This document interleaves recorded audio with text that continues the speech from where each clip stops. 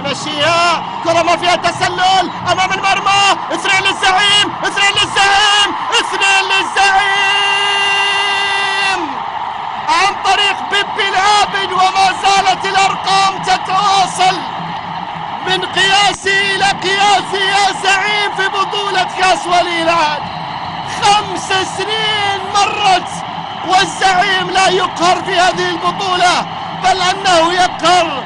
انتصارات متتالية، أرقام مميزة، كأس ولي العهد حصريا للزعيم. هكذا يرددون وهكذا يقولون وهكذا الآن يفعلون.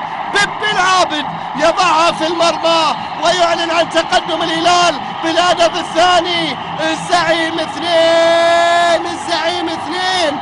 الهلال يتقدم ويقترب كثيرا ويضعها في قلب المرمى من أجل قلب هذه البطولة وكأس هذه البطولة.